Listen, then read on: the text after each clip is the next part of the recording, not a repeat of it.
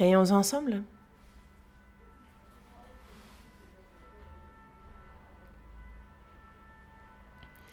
Dis notre Père, toi qui nous aimes, toi qui es saint et miséricordieux. Nous étions loin de toi et nous vivions dans le péché, mais tu as eu pour nous de la peine. Et c'est alors que nous ne te connaissions pas que tu nous as premièrement aimés. Et le jugement et la malédiction que nous devions recevoir, c'est le Seigneur Jésus qui, à notre place, s'en est chargé. Et par le sang précieux qu'il a versé, il a éternellement lavé nos péchés. Et c'est sans aucun mérite de notre part que tu as sauvé nos âmes. Tu nous as pris pour tes enfants et tu nous donnes l'espérance glorieuse de pouvoir entrer dans ton royaume éternel. Pour toutes ces grâces, nous te remercions. À cette heure aussi, nous qui avons reçu la rédemption par le précieux sang du Seigneur versé pour nous, nous louons ta grâce, nous apprenons ta parole et nous te remercions, Seigneur, pour la communion que tu nous accordes. Avec la pandémie de la COVID-19, nous ne pouvons nous réunir librement. Nous ne pouvons pas non plus prêcher l'Évangile comme nous le voudrions. Mais Seigneur, tu es avec nous et tu nous aides. Merci. Nous avons eu la retraite et les frères et sœurs y ont mis tout leur cœur dans la prière, dans l'évangélisation. Et Dieu, tu as permis à de nombreuses âmes de comprendre ta grâce et d'être sauvées. Nous te remercions.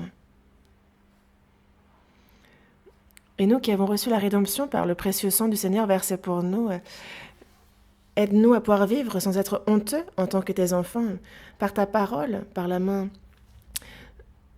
de ta puissance, de ta grâce, soutiens-nous, afin que jusqu'à ce que nous entrions dans ton royaume, tu puisses nous guider et nous soutenir.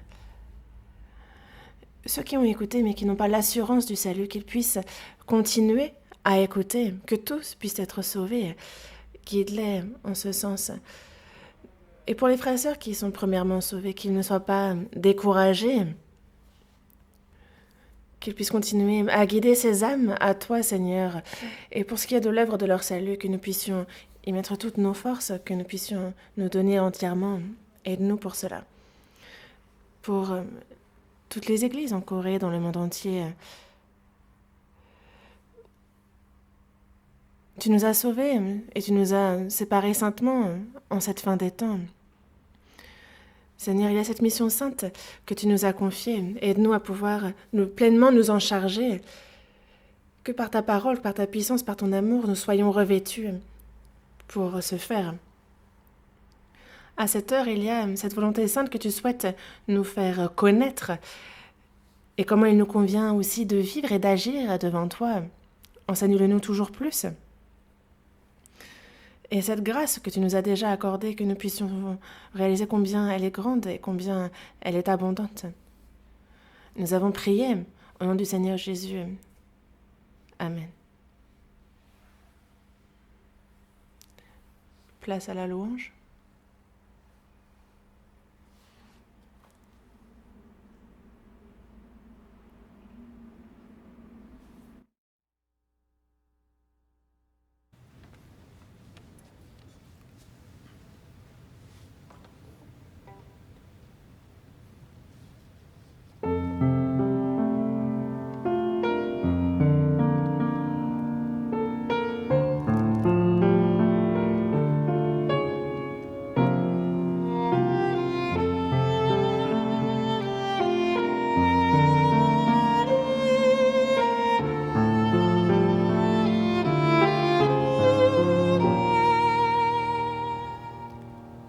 나를 지으시니가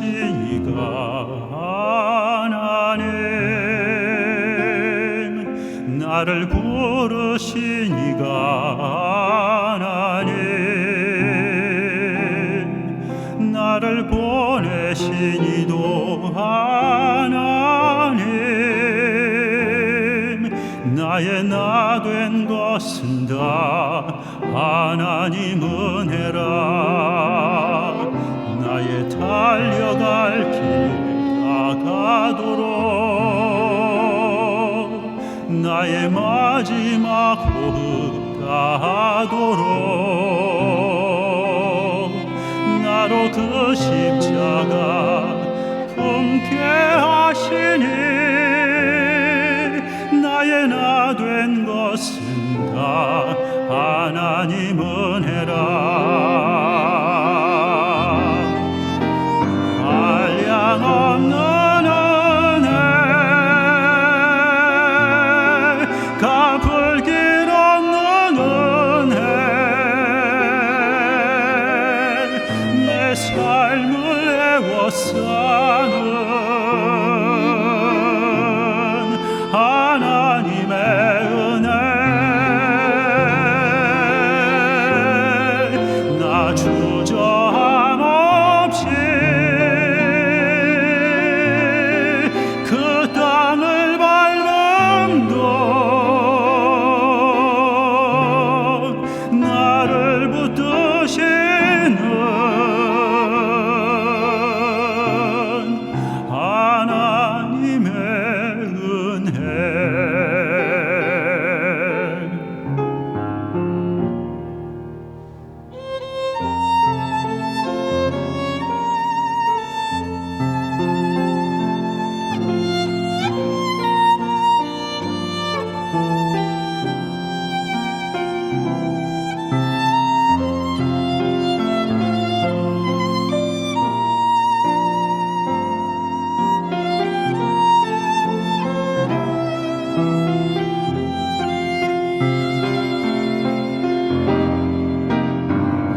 한량없는 은혜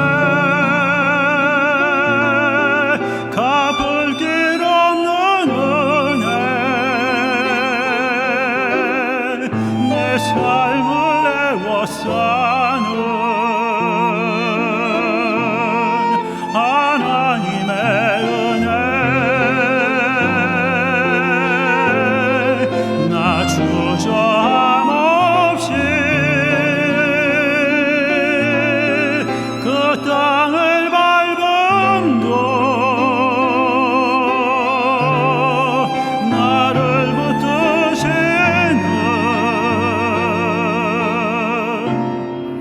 하나님의 은혜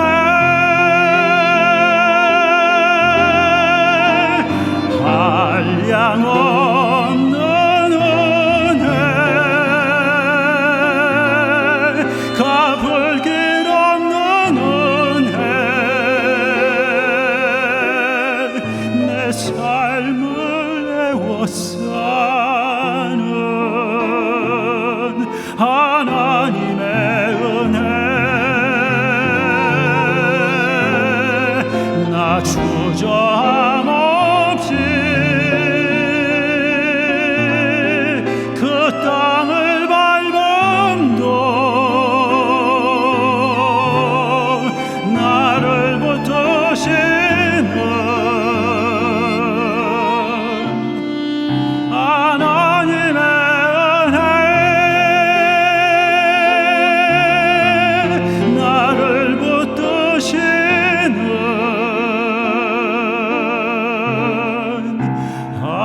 하나님의 은혜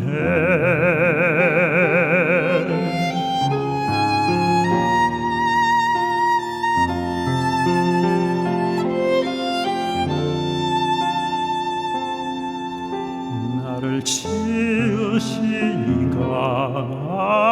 하나님 나를 부르시니가 하나님 나를 보내시니도 하나님 나의 나 된 것은 다 하나님 은혜라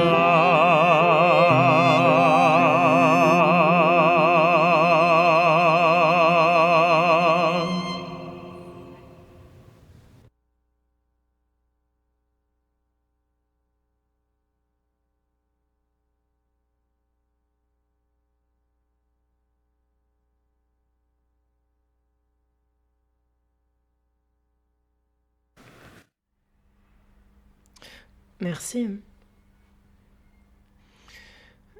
Avant qu'on ne commence le sermon, je pense que vous êtes curieux de connaître comment s'est passé donc la dernière retraite cet été.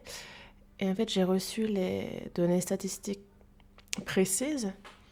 Donc, je vais vous en parler dans les grandes lignes.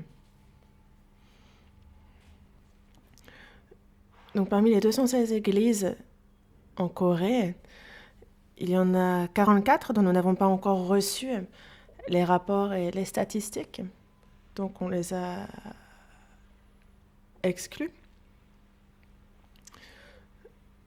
Et donc, on voyait cette feuille recto verso, couverte de noir. Donc, si je vous en résume le contenu.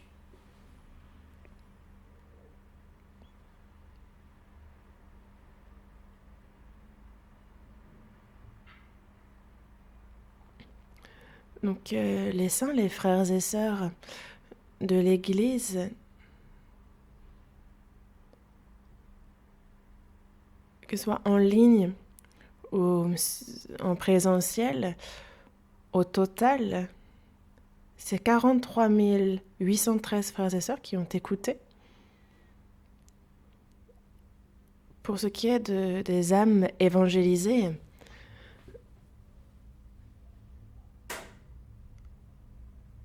les invités qui ont écouté en ligne étaient 15 208 et ceux qui ont écouté à l'église étaient 16 044. Ainsi, les invités qui ont écouté au total étaient 16 852. Et parmi eux, ceux qui ont témoigné avoir l'assurance du salut sont au nombre de 1568. J'aimerais que ces statistiques soient exactes. Et merci beaucoup à tous ceux qui ont déclaré être sauvés. Donc le nombre total de participants était de 60 665 personnes.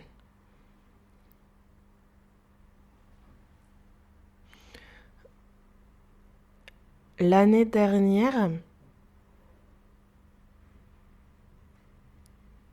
lorsque nous étions au centre pour la retraite, donc il y a eu 64 147 personnes inscrites.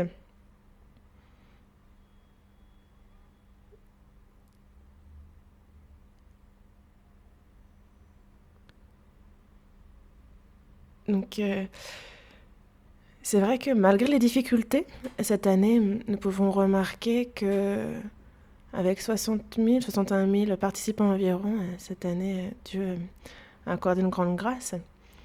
Et les frères et sœurs sauvés sont passionnés et zélés pour l'évangile et pour prêcher cette grâce de Dieu, malgré les difficultés, malgré les adversités. Merci pour cette part prise à l'évangile. Une autre chose, pour l'église centrale de Séoul, pour ce qui est des chiffres concernant cette assemblée, ceux qui ont écouté en ligne étaient au nombre de 2084 personnes et sur place, c'est 1390 personnes qui ont assisté au séminaire. Et aussi,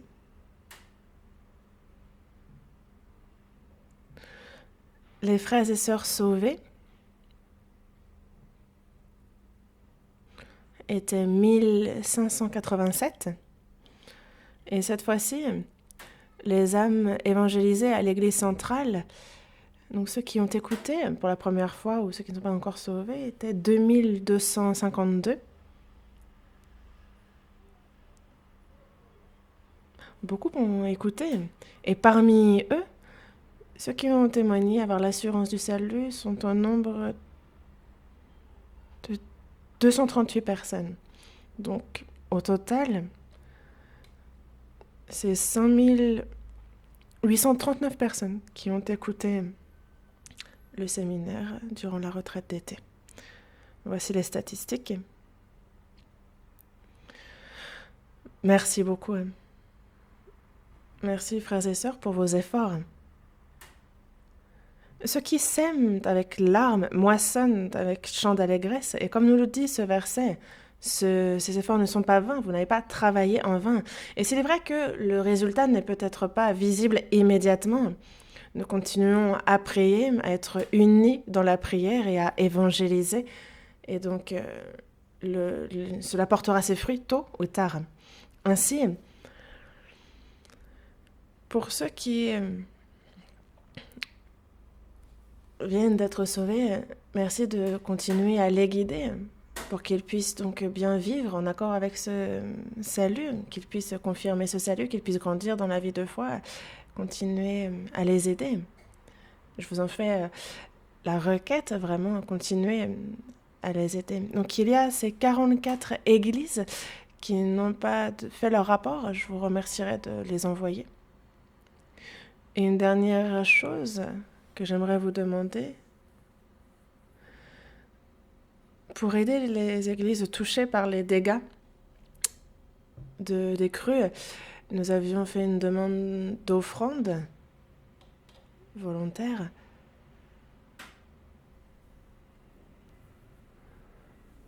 Parce qu'ils n'ont pas pu avoir la retraite comme nous à l'église. Nous n'avons pas encore pu aussi nous réunir pour en discuter, donc nous ne savons pas quelle est la somme réunie, mais l'Assemblée générale va réunir ces statistiques et faire en sorte que tous les frères et sœurs, les familles touchées par les crues, les églises touchées par les crues puissent être de manière égale et en proportion soutenues par l'offrande des frères et sœurs.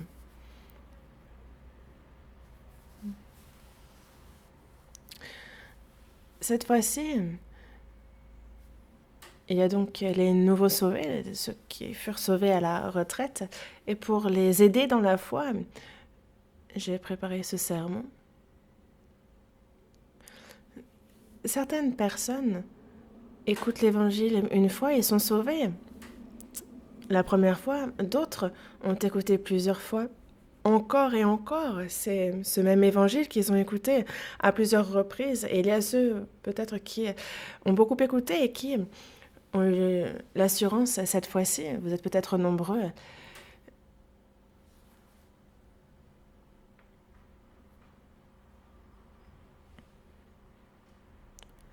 C'est vrai que c'est un peu comme un médicament, selon la fréquence, ça dépend de comment on l'a pris, etc.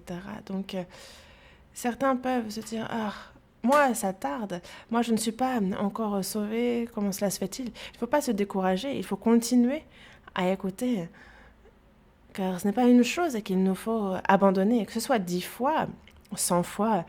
Sachez que ne pas être sauvé est bien pire que de continuer à écouter, car c'est l'enfer qui attend ceux qui ne sont pas sauvés. Donc, le salut n'est pas une chose, comme certaines de ce monde, que l'on peut repousser à plus tard, que l'on peut abandonner. Non, le salut est vraiment une question grave, sérieuse. Et donc, nous prions pour que toutes les âmes soient sauvées. Nous nous efforçons que chacune d'elles soit sauvée. Donc, je vous inviterai à continuer d'écouter. Et pour ceux qui ont reçu le salut, à partir du salut désormais, commence la vie de foi en tant qu'enfant de Dieu. Et c'est bien pour cela que, en fait, on est né de nouveau, on vient juste de naître, et c'est comme un nouveau-né. Un nouveau-né reçoit l'amour de ses parents, il est nourri, car il faut qu'il grandisse petit à petit et qu'il soit en bonne santé. Il faut que ce soit physiquement, mais au niveau de la personnalité, au niveau de la connaissance aussi, toutes choses croissent. Et comme nous sommes nés enfants de Dieu, il est important aussi de prendre en compte cette croissance. Ainsi, il y a tellement de versets, de paroles qu'il nous faut comprendre. Mais une personne sauvée peut les comprendre si elles continuent justement à écouter. Car auparavant, il y avait ces choses que nous ne pouvions comprendre, que désormais nous pouvons comprendre. Moi-même, j'ai été zélée dans la vie religieuse 10 ans avant même d'être sauvée. Et je pensais d'ailleurs être la personne qui lisait le mieux la Bible. Moi, c'est pareil, je priais à l'aube, je faisais des jeûnes pour la prière aussi. J'évangélisais, j'étais zélée, j'avais donné ma vie au Seigneur. Et même lorsque j'étais en études de théologie, j'avais déjà lu l'Ancien et le Nouveau Testament plus de 50 fois. J'étais zélée en tout point. Et pourtant, c'est en 1962, le 30 octobre, aux alentours de 8 heures du soir, c'est là que j'ai compris la grâce de Dieu, que j'ai reçu le salut. Et c'est à ce moment-là que mes yeux se sont ouverts. Et donc cette Bible que j'avais l'habitude de lire m'a semblé toute nouvelle. Et donc petit à petit, je comprenais un verset, puis un autre. Je n'ai pas tout compris d'un coup, mais c'est vraiment un à un, les versets s'ouvraient. Et comment se faisait-il que je comprenais d'un coup? En fait, c'est plus je grandissais dans la foi, plus j'obéissais, plus il me permettait de comprendre sa parole. Et encore maintenant, il y a beaucoup de choses de la Bible que l'on ignore. Il nous faut continuellement apprendre la Bible jusqu'à ce que nous le rencontrions. Et il nous fait comprendre sa parole à proportion de ce que nous obéissons à cette même parole, à proportion de ce que nous la lisons. En fait, vraiment, il nous aide selon notre croissance. Et nous avons reçu de sa plénitude et grâce pour grâce. Ainsi, la connaissance dans le Seigneur aussi, elle se renouvelle chaque jour. Ainsi, le cœur du Seigneur nous remplit, sa personnalité nous envahit. Et non pas seulement, nous pouvons aussi alors, en tant qu'enfants de Dieu, vivre comme il se doit, selon ce statut. Le Seigneur nous a dit de faire ceci, cela. Il y a des commandements qu'il nous a adressés, et il ne nous a pas adressé des commandements impossibles à accomplir. C'est parce que nous pouvons les suivre qu'il nous les a donnés. C'est parce que nous pouvons vivre la vie de foi qu'il nous l'a donnée. Il nous donne la sagesse, la puissance de pouvoir pratiquer sa parole, de pouvoir la vivre. Et c'est pour ça que lorsque nous recevons le salut, nous qui étions de misérables pécheurs voués à l'enfer, nous avons failli terminer en enfer, et il nous a pourtant pardonné, il nous a pris pour ses enfants. Mais le jour du retour du Seigneur, très proche, le jour où nous viendrons devant lui, il faut que nous soyons sans honte pour pouvoir nous tenir dans sa gloire. C'est le souhait du Seigneur et c'est tout à fait possible. Si nous désirons avec ardeur la grâce, la parole de Dieu, alors on apprend sa parole. Et ce sont des choses que seul, même si on lit la Bible intégralement, on ne peut pas comprendre sa parole. C'est pour ça que c'est vraiment au sein de l'Église que l'on apprend davantage. Et l'Église en synogramme est très intéressante parce que c'est enseignement et réunion. Donc c'est vraiment, nous nous réunissons pour être enseignés par le Seigneur, car le Saint-Esprit nous enseigne, il nous fait connaître les choses comme il nous a fait connaître la grâce et la parole de Dieu pour notre salut. Et quand nous en sommes remplis, vraiment, alors on peut pratiquer la parole du Seigneur. Ainsi, ce que nous devons faire, c'est être zélés dans l'apprentissage de la parole. Aujourd'hui, c'est la première épître aux Thessaloniciens,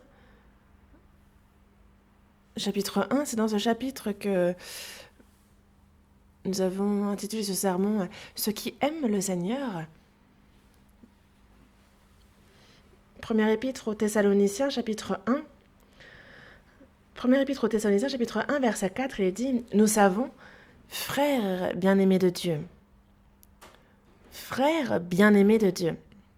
Et moi, en voyant ce verset, ça m'a tellement touchée, mais à un point, frères bien-aimés de Dieu. Ici, frères désigne donc les chrétiens sauvés, nés de nouveau. Le Seigneur n'a pas honte de nous appeler frères, n'est-ce pas? Lui qui est saint, glorieux comme Dieu. Il est venu sur terre en homme pour mourir sur la croix pour le salut des hommes. Il est ressuscité, il a été élevé dans les cieux, il est désormais à la droite de Dieu et il intercède pour nous. Et il n'a pas honte de nous appeler frères. Il a dit, il nous a appelés frères. Et donc nous qui sommes nés de nouveau, nous les saints, nous sommes frères, sœurs. Et il n'y a pas de plus belle appellation que celle-ci. C'est vrai que frères, sœurs sont des termes que l'on retrouve souvent dans la Bible. Spirituellement, nous sommes tous enfants de Dieu, nous sommes tous frères et sœurs. Frères bien-aimés de Dieu. Pourquoi frère et pas sœur? Quand on dit frère, ça comprend aussi les sœurs. Et l'on voit bien combien l'amour de Dieu déborde. C'est une expression profonde, avec une signification profonde.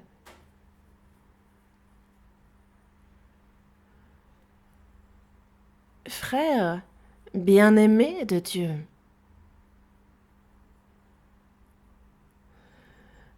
Avoir reçu le salut, c'est avoir compris l'amour de Dieu, l'avoir reçu. Désormais, la vie de chrétien, c'est ceux qui ont reçu cet amour de Dieu, qui vivent poussés par ce même amour. L'amour, surtout l'amour de Dieu, ne nous a pas seulement sauvés, il transforme notre cœur, notre vie. Il a cette puissance-là, ce pouvoir.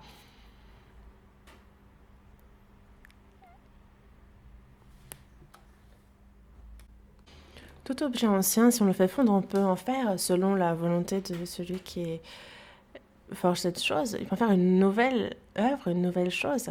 Donc on fait fondre telle ou telle matière pour en faire, par exemple, de nouvelles assiettes, on peut en faire de nouveaux objets utiles.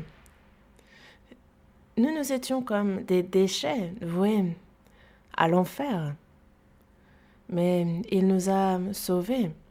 Et son amour nous a fait entrer dans sa gloire. C'est son amour qui nous a transformés et a fait de nous une nouvelle créature. Et c'est bien pour ça qu'il nous dit frère bien-aimé de Dieu. Frère qui avait reçu l'amour de Dieu. Dans Hébreux, chapitre 3, verset 1 aussi, il est dit frère saint qui avait part à la vocation céleste.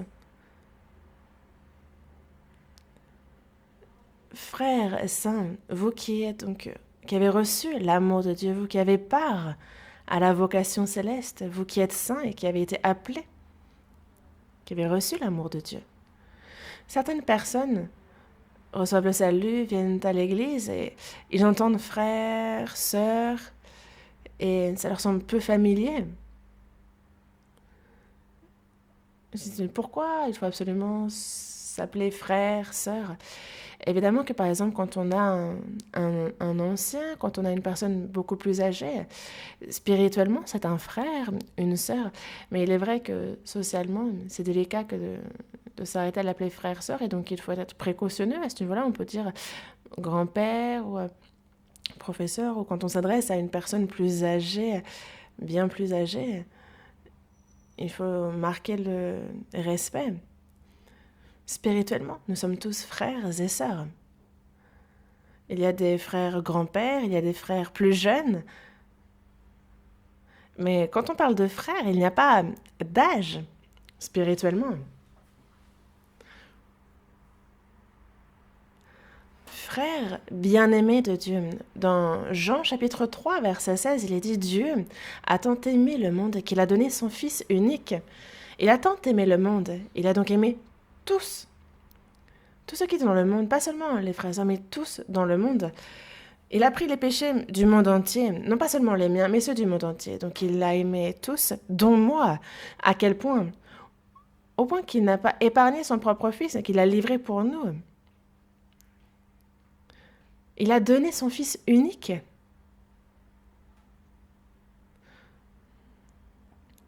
Il nous a bien dit, voici l'agneau de Dieu, il ôte le péché du monde entier, dont les miens.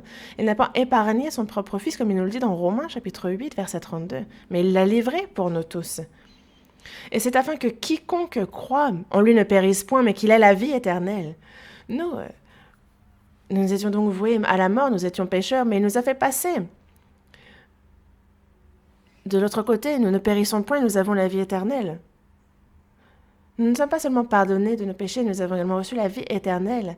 Nous faisons partie de ce peuple qui entre dans son royaume éternel.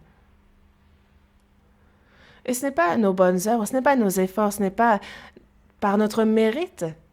Non, c'est vraiment l'amour pur et complet de Dieu qui nous a permis d'être sauvés. Dans Éphésiens chapitre 2, verset 4, il est bien dit que Dieu, qui est riche en miséricorde, et que c'est à cause du grand amour dont il nous a aimés que nous sommes revenus à la vie.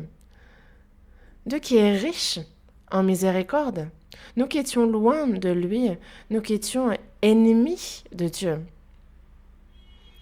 nous qui étions sous l'autorité du diable, nous qui étions esclaves du péché, il y a eu pour nous de la peine, de la miséricorde. Et c'est inconditionnel, c'est un amour inconditionnel. C'est cet amour-là qui nous a aimés. Quand ce grand amour illumine gaiement mon cœur, la joie m'emporte. C'est comme la lumière qui éclaire d'un coup dans l'obscurité. Nous étions sous l'autorité du diable. Et c'est alors que l'amour de Dieu a éclairé, illuminé notre cœur. Et c'est pour cela que dans Romains chapitre 5, verset 5, il est dit que c'est l'amour de Dieu qui est répandu dans nos cœurs par le Saint-Esprit qui nous a été donné. Dieu nous a aimés et Jésus est venu. Et il a manifesté son amour en allant jusqu'à mourir sur la croix. Il a ainsi accompli le salut. Et après que Jésus soit parti, c'est le Saint-Esprit qui, lui, est venu et qui nous a fait comprendre l'amour et la grâce de Dieu. C'est par le Saint-Esprit qui nous a été donné que l'amour de Dieu a été répandu dans nos cœurs. Cet amour a été versé, mais répandu en nous. Vous avez un verre vide, et c'est un peu comme y verser de l'eau cristalline. C'est pareil, Dieu a versé dans notre cœur son amour. Dans Romains chapitre 5, verset 8 aussi, il nous est dit que Dieu a prouvé son amour envers nous en ce que, lorsque nous étions encore des pécheurs, Christ est mort pour nous.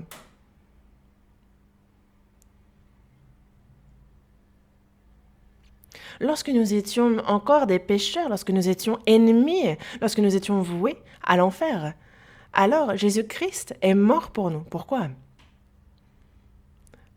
Par amour pour nous. Il a ainsi prouvé son amour envers nous. Jésus est l'incarnation, la personnification même de l'amour de Dieu. Dans Apocalypse, chapitre 1, verset 5, il dit que à celui qui nous aime, qui nous a délivrés de nos péchés par son sang. Il nous aime et c'est par son sang qui nous a délivrés de nos péchés, du jugement, de la malédiction, de la honte que nous devions connaître. Il est mort en versant tout son sang. Et c'est ce sang, c'est par son sang qui nous a délivrés de nos péchés, qui nous a libérés, qui nous a purifiés. Pourquoi ? Il n'y a pas de raison. C'est par amour.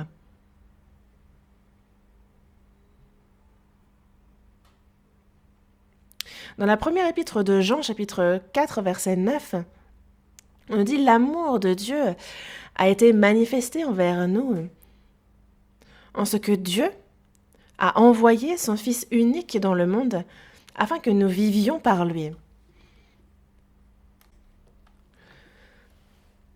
C'est pour le salut des âmes, de ces âmes qui étaient mortes, afin de les faire passer de l'enfer à son royaume. Il a ainsi donné son Fils unique. C'est ainsi qu'il a manifesté son amour envers nous. De nombreuses personnes disent croire, mais pourquoi n'ont-ils pas la paix et la joie et n'ont pas l'assurance du salut dans leur cœur ? Pourquoi ? Parce qu'ils n'ont pas compris cet amour. Nous avons compris cet amour.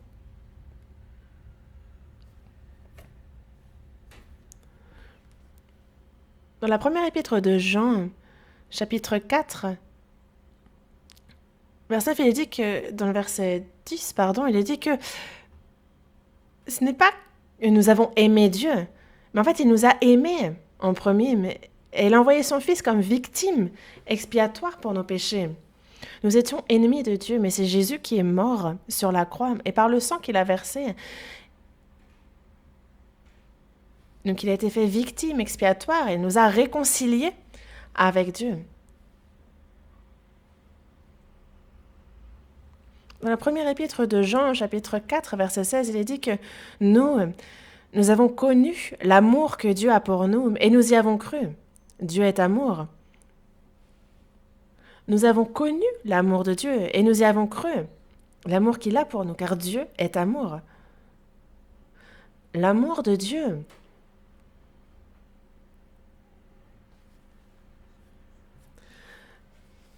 est un amour fondamentalement différent de l'amour auquel pensent les hommes, de cet amour humain. En grec, c'est un amour que l'on désigne par le terme agapé, c'est un niveau, c'est une dimension différente de l'amour humain.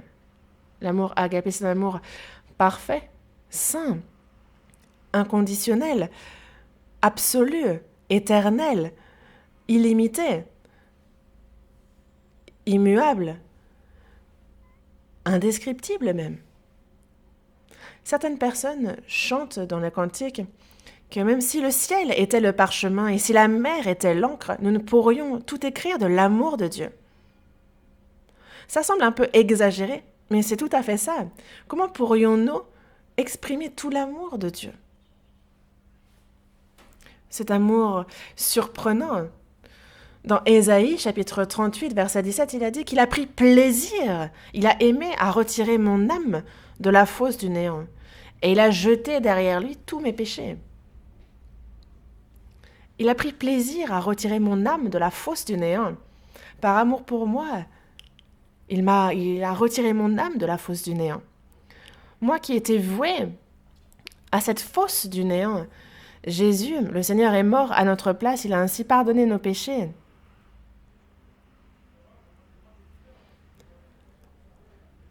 Et ces péchés ont été jetés derrière Dieu, il ne les voit plus.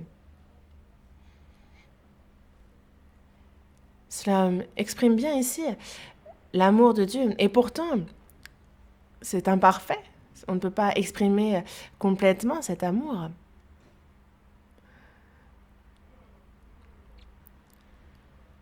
Frères bien-aimés de Dieu, dans la première épître aux Thessaloniciens, chapitre 1, verset 4, donc dans ce verset 4, il nous est dit « Nous savons que vous avez été élus ».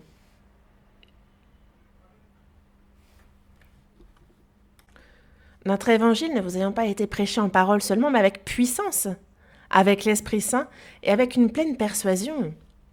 On voit l'apôtre Paul qui est donc à Thessalonique et qui prêche. Nous savons que vous avez été élus. Frères bien-aimés de Dieu, nous savons que vous avez été élus.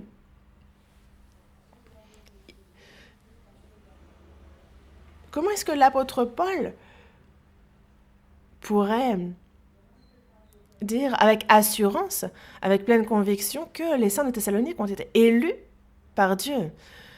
Concernant le salut d'autrui et l'assurance de ce salut, il nous faut être prudent dans ce que l'on en dit. Certaines personnes avaient un entretien. Et donc après un entretien, une personne dit oui, donc désormais cet homme est un frère. Parce qu'il a répondu être sauvé au cours de l'entretien. Donc il a proclamé, celui qui l'accompagnait a proclamé que c'est désormais un frère. Sauf que cette personne ne vient plus le lendemain. Il ne faut pas parler à Tsova. Évidemment, par exemple, dire aussi que il faut attendre et voir. Et ce n'est pas faux. C'est quelque chose, mais qu'il faut qu'on garde dans notre cœur. On ne peut pas parler ainsi. Il faut véritablement attendre et voir. Un bon arbre portera de bons fruits. Vous les connaîtrez à leurs fruits. Ce n'est pas le témoignage qui le permet. Car le diable aussi témoigne, les arnaqueurs tout autant. Et c'est pour ça que dans Philippiens chapitre 4, verset 3, l'apôtre Paul cite certains noms des frères et sœurs de Philippe, et il dit un tel, et il dit de ces personnes que les noms de ces personnes sont dans le livre de vie. Donc il nomme telle et telle personne, et il dit les noms de ces personnes sont dans le livre de vie. Comment peut-il, avec assurance et certitude, dire une telle chose? Ce n'est pas quelque chose qu'il a dit immédiatement, c'est parce qu'il sait bien comment ils ont vécu, il a bien vu la foi certaine qu'ils manifestaient dans leur vie. C'est parce que cela s'est vu. De la même manière, l'apôtre Paul s'adresse aux saints de Thessalonique et il dit « Nous savons que vous avez été élus, vous êtes revêtus de l'amour de Dieu. Vous avez été élus de Dieu. » Et ils ont pu en parler avec assurance parce que l'apôtre Paul connaît les frères de Thessalonique. C'est lui qui s'y est rendu et les a évangélisés.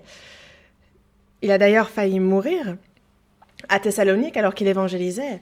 Les saints de Thessalonique, dès qu'ils ont reçu le salut, à partir de ce moment-là, on ignore, mais vraiment, ils ont été sujets à de nombreuses persécutions.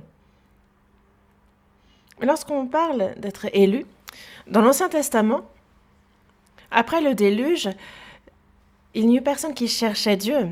Et c'est alors que Dieu se choisit Abraham comme ancêtre de ce peuple qu'il s'est choisi, de ce peuple élu, le peuple d'Israël, peuple élu de Dieu. Et c'est pour cela que dans Deutéronome chapitre 7, versets 6 et 7, il est dit qu'il t'a choisi pour que tu fusses un peuple qui lui appartint entre tous les peuples qui sont sur la face de la terre. Et donc il s'est choisi en particulier un peuple, le peuple d'Israël, sur cette terre. Et jusqu'à la fin de cette terre, le peuple d'Israël est le peuple élu de Dieu. Mais entre cette élection et l'élection qu'il nous parle en Christ dans le Nouveau Testament, ce sont deux choses différentes. Les descendants d'Abraham, le peuple d'Israël aussi, s'ils ne sont pas sauvés, tous vont en enfer. Vous le savez, n'est-ce pas? Et c'est bien pour ça que dans la seconde épître à Timothée, chapitre 2, l'apôtre Paul dit, en parlant des Juifs, de ces Juifs qui cherchent à le tuer, qui sont rebelles contre lui, il dit « Je supporte tout à cause des élus ». Donc ceux qui ont été élus par Dieu, il parle ici du peuple d'Israël, mais lui qui sont contre l'évangile, qui sont rebelles et qui persécutent cet évangile, il dit « Supportez tout à cause de ces élus-là ». Car s'ils s'en prennent à lui physiquement, ils supportent tout parce que ce peuple d'Israël qui est élu de Dieu, il faut aussi qu'ils obtiennent le salut qui est en Jésus-Christ pour avoir avec la gloire éternelle. Il faut qu'eux aussi soient sauvés. Il faut qu'ils soient sauvés pour recevoir la vie éternelle, pour pouvoir avoir la gloire éternelle. Et c'est pour cela que élu dans l'Ancien Testament et élu dans le Nouveau Testament, élu en Christ, lorsqu'il nous a dit que nous sommes élus, c'est de deux choses différentes dont on parle. Il y a ce que Dieu nous a promis depuis la fondation au peuple d'Israël. Il a réservé Canaan, mais nous, c'est un nouveau ciel, une nouvelle terre dans les cieux. Et c'est depuis la fondation du monde qu'il a élu. Et c'est l'Église qu'il s'est prédestinée, qu'il s'est élu ainsi avant la fondation. Et lorsque nous sommes sauvés, alors nous entrons dans son plan, dans sa prédestination. C'est l'Église qu'il s'est ainsi prédestinée. Et c'est assez surprenant d'ailleurs. Et c'est pour ça que les saints de Thessalonique, on en parle comme étant bien-aimés de Dieu,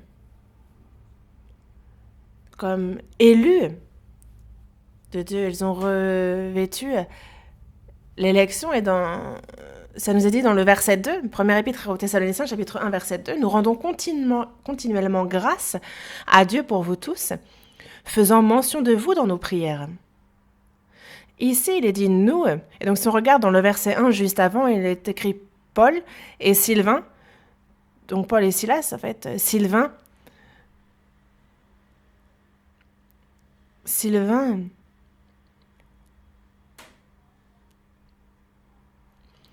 c'est un nom romain.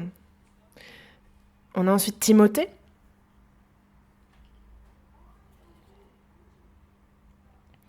Ils étaient ensemble et évangélisaient. Et c'est pour cela qu'ils disent rendre continuellement grâce à Dieu pour tous les saints et faire mention d'eux dans leurs prières. Ils ne pouvaient pas en être autrement parce qu'ils étaient tellement reconnaissants, ils étaient tellement dans la joie. Et pourquoi cela? Dans le verset 3, nous rappelons sans cesse l'œuvre de votre foi, le travail de votre charité et la fermeté de votre espérance en notre Seigneur Jésus-Christ devant Dieu notre Père. Nous rappelons sans cesse. Mais de quoi? Ici, on nous parle de la foi, de la charité, de l'espérance, de l'œuvre de la foi. Une foi en Dieu, une foi qui agit, l'œuvre de votre foi. Dans la Bible, il y a des fois vaines, des fois abandonnées, des fois qui ont fait naufrage, des fois mortes. Il y a de nombreuses fois dans la Bible. Et c'est pour ça que l'apôtre Paul, dans la seconde épître aux Corinthiens, chapitre 13, verset 5, dit bien « Examinez-vous vous-même pour savoir si vous êtes dans la foi, éprouvez-vous vous-même. » Est-ce que votre foi est véritable? Est-ce que c'est une foi morte? Est-ce que c'est une foi reconnue par Dieu? Est-ce que c'est une foi rejetée par Dieu? Examinez-vous et assurez-vous de votre foi. Car ne reconnaissez-vous pas que Jésus-Christ est en vous, à moins peut-être que vous ne soyez réprouvé? Une personne qui croit avec assurance, qui a une véritable foi, a le Saint-Esprit en lui, et donc il connaît ces choses. Mais la foi des saints de Thessalonique était une foi vivante, active, l'œuvre de votre foi, une foi qui agit. L'œuvre de votre foi. Si on a la foi,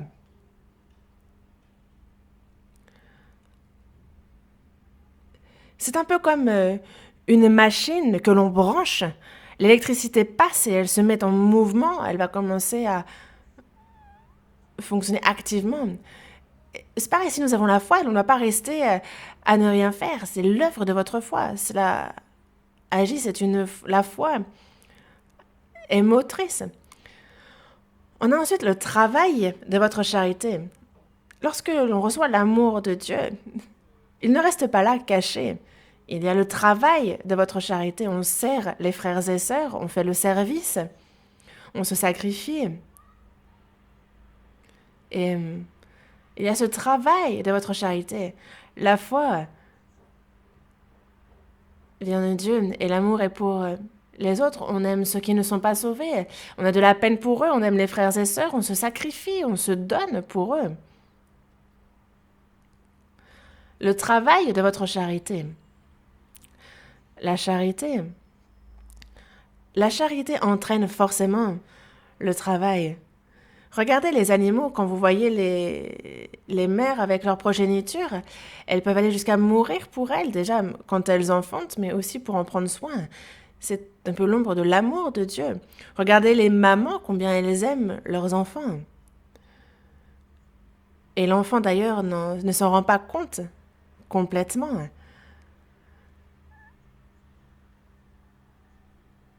Et c'est vrai que, par exemple, elles ont à cœur de même souffrir à la place de leurs enfants si c'était possible. Et donc, cette charité-là, cet amour de Dieu est en nous. Et c'est bien pour cela que dans la première épître de Jean, chapitre 3, verset 16, il est dit « Nous avons connu l'amour en ce qu'il a donné sa vie pour nous. Et nous aussi, nous devons donner notre vie pour les frères. » Le Seigneur a donné sa vie pour nous. Et donc nous aussi, nous devons donner notre vie pour les frères. Et il n'y a rien de spécial, c'est tout à fait normal. Un coq qui fait cocorico. Rien de bizarre, tout à fait normal. Un coq qui commence à aboyer, là, on s'arrête. On se dit, mais il a un mauvais esprit. On serait complètement surpris si cela arrivait. Mais un coq qui fait cocorico. Il en va de même pour quelqu'un qui a compris l'amour de Dieu. Donner sa vie pour son frère, c'est tout à fait normal, c'est ce qu'il convient de faire, c'est juste naturel. Et le contraire serait d'ailleurs surprenant. On nous parle donc du travail de votre charité. Regardez les parents, comment ils se donnent pour leurs enfants jusqu'au bout. Que l'enfant doit d'ailleurs soit fasse les choses bien ou qu'il fasse des bêtises. Les parents vont prendre soin de lui et l'aider jusqu'au bout. Et on nous parle ensuite de la fermeté de votre espérance. L'espérance, Dieu nous a sauvés. Et c'est pour un héritage qui ne se peut ni corrompre, ni souiller, ni flétrir. Et cet héritage nous est réservé dans les cieux. Dès que nous sommes sauvés, désormais, les cieux sont notre espérance. Nous n'avons pas d'espérance pour ce monde. Lorsque le Seigneur va revenir, nous serons transformés et semblables à sa gloire. Et lorsque nous entrerons dans sa gloire ce jour-là, c'est cela notre espérance, c'est en cela que nous espérons. L'espérance. Fermeté de votre espérance. Et c'est parce que nous avons l'espérance que nous pouvons supporter toutes les tribulations. L'apôtre Paul, dès qu'il est sauvé, ensuite il a été au cœur de tribulations, d'épreuves. Mais il avait pourtant une joie débordante. Il était dans l'allégresse. Pourquoi? Parce qu'il avait l'espérance. Il se réjouissait grâce à l'espérance. Les gens de ce monde s'arrêtent aux choses qu'ils ont sous les yeux, ils prennent plaisir, ils ont des émotions. Mais ce n'est pas de cela que nous nous réjouissons, ce n'est pas ce qui est notre espérance. Notre espérance à nous est dans les cieux. Parce que l'espérance qu'on voit n'est plus espérance. Ce qu'on voit, peut-on l'espérer encore? Mais nous espérons ce que nous ne voyons pas et nous l'attendons avec persévérance. Et même dans beaucoup de tribulations, dans beaucoup d'adversités, nous supportons. Et c'est bien là la fermeté de l'espérance. Ces trois choses étaient donc parfaites, et c'est bien pour cela qu'ils étaient bien aimés de Dieu, sauvés, élus, et cela ne faisait d'ailleurs aucun doute. Nous aussi, lorsque nous sommes sauvés, Dieu nous connaît. Et les autres vont seulement savoir ce qu'ils verront de ma foi, de ma vie.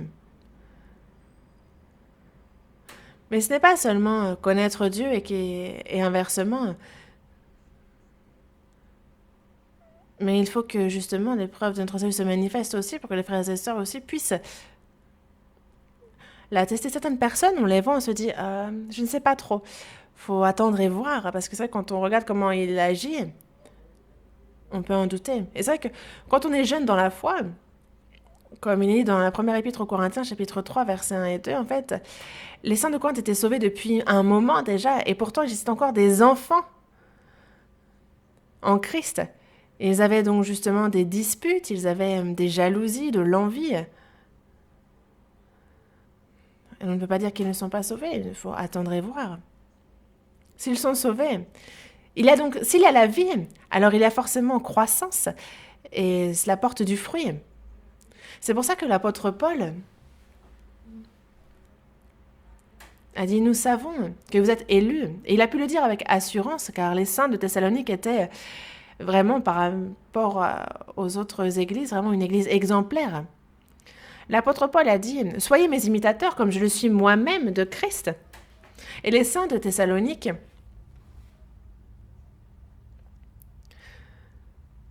ont été imitateurs du Christ, des apôtres, et c'est bien pour cela qu'ils ont été, pour toutes les églises de Macédoine, un exemple, un modèle. Les saints et la foi des saints de Thessalonique étaient vraiment une foi remarquable. Et c'est aussi la foi que nous devons avoir. Et aussi, parce qu'ils ont été revêtus de l'amour du Seigneur, et ils aiment le Seigneur en retour. Le Seigneur m'a aimé, et moi je l'aime en retour. Et parce qu'il m'a sauvé, et qu'il va revenir. Mais c'est sur la croix qu'il a pardonné mes péchés. Il m'a aimé, il est mort sur la croix pour moi, il a était orné de la couronne d'épines. Et c'est la honte et la malédiction que moi je devais recevoir qu'il a lui-même reçu. Et je ne peux donc que l'aimer en retour. Dans la première épître de Jean, chapitre 4, verset 19, il est dit « Pour nous, nous l'aimons parce qu'il nous a aimés le premier. » Cet amour que nous avons reçu nous pousse à l'aimer en retour, c'est le résultat. Dans Jean chapitre 5, verset 42, les Juifs le disent bien. Jésus s'adresse aux Juifs et il dit « Je sais que vous n'avez point en vous l'amour de Dieu. » Parce que les Juifs se disaient, le peuple élu se disait descendant d'Abraham, comme si leur foi était bonne. Ils avaient un cœur qui pensait ainsi, mais Jésus leur disait « Non, je sais que vous n'avez point en vous l'amour de Dieu. Je sais. » Dans la première épître aux Corinthiens, chapitre 8, verset 3, il dit « Mais si quelqu'un aime Dieu, celui-là est connu de lui. » Si nous aimons le Seigneur le sait et Dieu le sait aussi. Nous sommes connus de lui. Le salut, c'est la compréhension de l'amour. La vie de foi, c'est finalement l'expression de mon amour en retour pour l'amour que j'ai reçu. Et nous sommes donc poussés par cet amour, car l'amour de Jésus nous presse. Nous sommes comme l'on se doit à cet amour. Je suis devenue esclave de cet amour nous presse.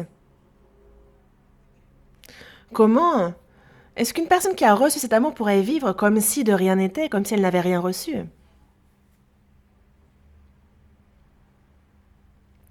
Auparavant, en fait, j'évangélisais. Il y a une personne qui me disait que ça faisait des dizaines d'années qu'elle allait à l'église, qu'elle était un enfant de Jésus. Il parlait comme s'il avait une très bonne foi. Il disait être à un certain niveau dans l'église. Et donc, je lui ai posé la question. Connaissez-vous Jésus? Il me dit.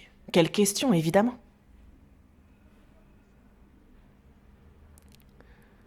Mais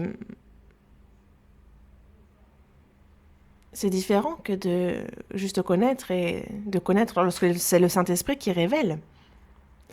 Dans Jean chapitre 17, verset 3, il est dit que la vie éternelle, c'est qu'ils te connaissent, toi, le seul vrai Dieu, et celui que tu as envoyé, Jésus-Christ.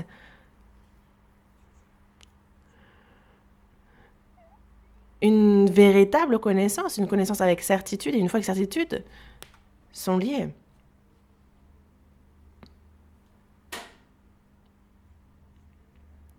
Dans Matthieu chapitre 16, il y a les disciples qui posent la question à Jésus. Non, Jésus pose la question à ses disciples, il dit « Que disent les gens de moi ?» Et les disciples répondent « Tu es Jean-Baptiste. Les uns disent que tu es Élie, que tu es Jérémie, un des prophètes. » Ça, c'est le côté positif, mais certains disent de Jésus qu'il est possédé par des esprits, qu'il est menteur. Mais ils ne lui en ont pas parlé. Il dit, l'un des prophètes. Et Jésus leur pose la question, et vous, qui dites-vous que je suis? Simon-Pierre répond, tu es le Christ, le Fils du Dieu vivant. Tu es le Christ. Par là, il entend le Messie en hébreu. Tu es celui qui a été promis dans l'Ancien Testament, c'est toi le Christ, le Messie, le Fils du Dieu vivant. Ah, c'est une réponse claire et précise et c'est la bonne. Jésus a dit à Pierre, tu es heureux, Simon, fils de Jonas, car ce ne sont pas la chair et le sang qui t'ont révélé cela, mais c'est mon Père qui est dans les cieux. Il parle ici du Saint-Esprit qui le fait connaître. Et donc, je lui demande s'il connaît Jésus. Il me dit oui. Et donc, j'ai eu besoin d'une autre question. Je lui dis, mais croyez-vous en Jésus? Il me dit, quelle question? Évidemment, j'y crois. Je suis zélé dans ma foi, d'ailleurs.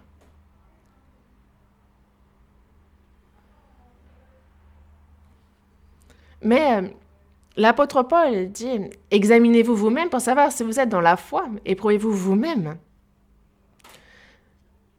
est-ce une foi reconnue par Dieu? Est-ce une foi rejetée par Dieu? Est-ce qu'une foi qui a fait naufrage? Est-ce une foi vaine, une foi morte, une foi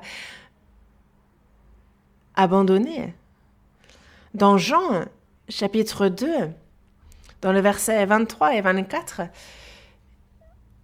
on voit que lorsque Jésus est à Jérusalem, justement, il a fait plusieurs miracles. Et donc, plusieurs crurent en son nom, en voyant les miracles qu'il faisait. Mais en fait, Jésus disait bien qu'il ne se fiait point à eux parce qu'il les connaissait tous. Ils ont cru.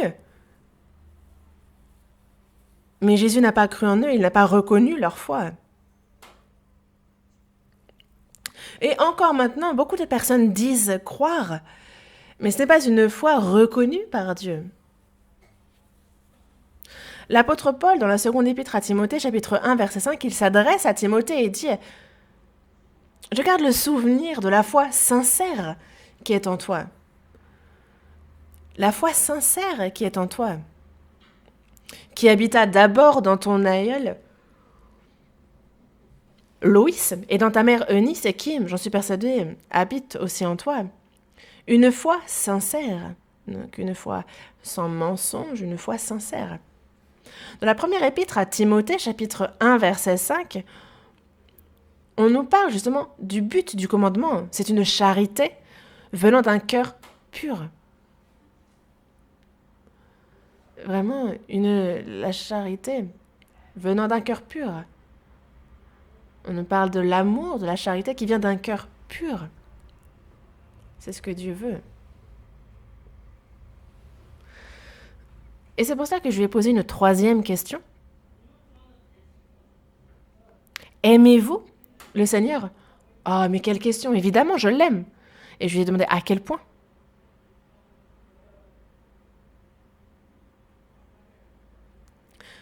Qui ne peut pas dire par sa bouche qu'il aime le Seigneur? Non. Certains aiment même leur chien. Certains aiment l'amour, aiment le divertissement, certains aiment ce monde. Et d'ailleurs, ils l'aiment plus que Dieu. Et donc, ce n'est pas tout. Mais à quel point aimes-tu le Seigneur? Parce qu'il nous a bien dit, celui qui aime son père ou sa mère plus que moi n'est pas digne de moi. Et celui qui aime son fils ou sa fille plus que moi n'est pas digne de moi. Il avait dit que nous ne sommes pas dignes de lui si nous ne laissons pas derrière notre mère, notre père. Si on aime davantage notre fils ou notre fils. Même plus que notre propre vie. Nous ne sommes pas dignes si nous aimons plus ces choses-là que lui. Et qu'est-ce qu'il entend par là? Et donc, moi, j'ai posé la question à cet homme, est-ce que vous avez des enfants? Il m'a dit, oui, j'ai 3 fils. Et il a commencé à s'en vanter, car l'un est professeur d'université, l'autre est militaire et le troisième est médecin. Et je lui ai dit, ah, d'accord. Est-ce que vous aimez le Seigneur plus que vos fils? Et il ne répondait pas. Et un moment plus tard, il m'a dit, sincèrement, je ne comprends pas le Seigneur et sa parole. Le Seigneur veut qu'on aime lui et que lui. Moi, je vais être honnête, je ne peux pas aimer le Seigneur plus que mes fils. Au moins, il fut sincère. Et je lui dis, oui, évidemment, c'est certainement le cas. Il m'a dit, pourquoi? Parce qu'il n'a pas compris l'amour du Seigneur. Combien l'amour du Seigneur est surprenant et grand, et ça, il ne l'a pas compris. Et donc, tout d'un coup, le visage de cette personne s'est obscurci, est devenu tout fripé. Il ne répondait plus.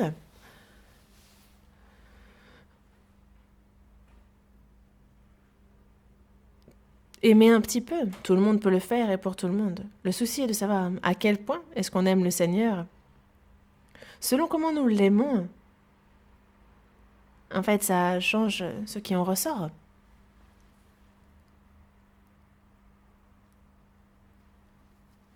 Et c'est pour ça que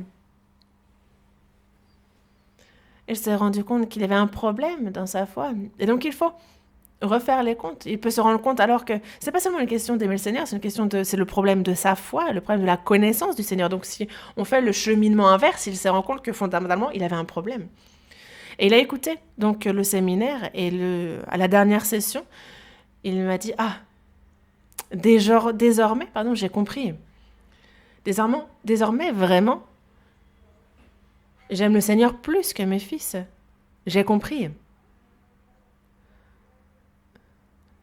Lorsqu'on comprend, c'est quelque chose qui devient tout à fait évident et naturel.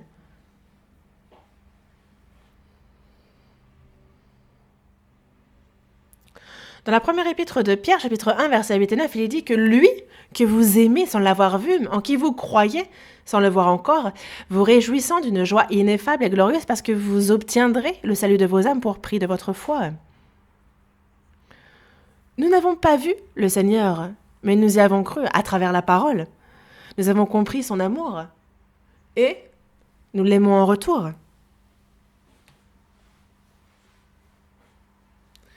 Jésus, après avoir ressuscité, dans Jean chapitre 21, verset 15, il s'adresse à Pierre et il dit « Simon, fils de Jonas, m'aimes-tu plus que ne m'aiment ceux-ci » Lui qui avait dit « Même si tous les disciples te laissent, moi je ne t'abandonnerai pas ».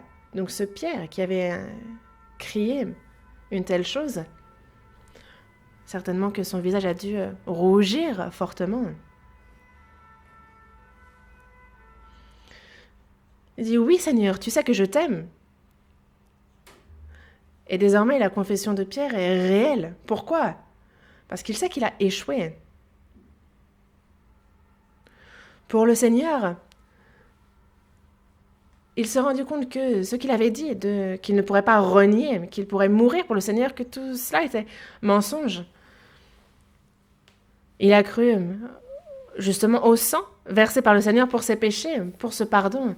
Et c'est désormais plus de son propre amour qu'il aime le Seigneur, mais il aime réellement le Seigneur désormais.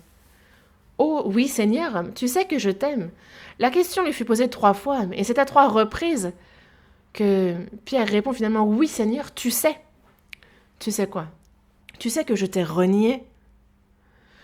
Tu sais que j'avais dit t'aimer, que j'avais dit te suivre, et que j'ai échoué. Tout cela était ma propre volonté, c'était mes propres efforts. Mais ça, c'était le avant. Désormais, tu sais que je t'aime réellement. Et Jésus lui dit, paie mes agneaux, paie mes brebis, suis-moi. Et à partir de ce moment-là, Pierre, c'est pour l'Église et c'est pour l'évangile de Jésus qu'il a été jusqu'à mourir parce qu'il aimait véritablement le Seigneur. Et ça s'est vu dans sa vie. Le Seigneur a reçu cet amour-là et il l'a connu. Et le Seigneur nous pose à nous aussi la question, m'aimes-tu plus que toutes les choses de ce monde ?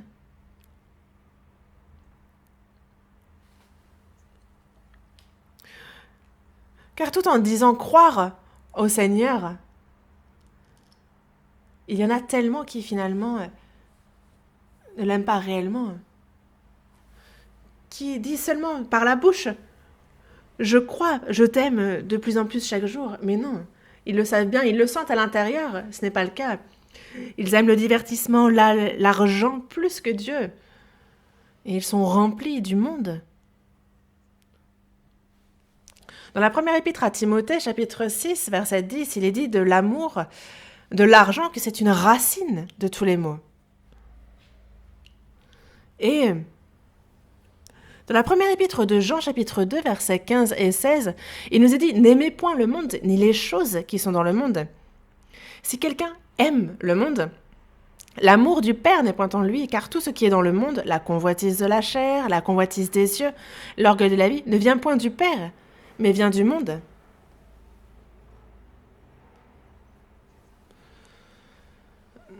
Ce sont des choses mises sous notre nez par le diable, qui est le prince de la puissance de l'air, le dieu de ce monde.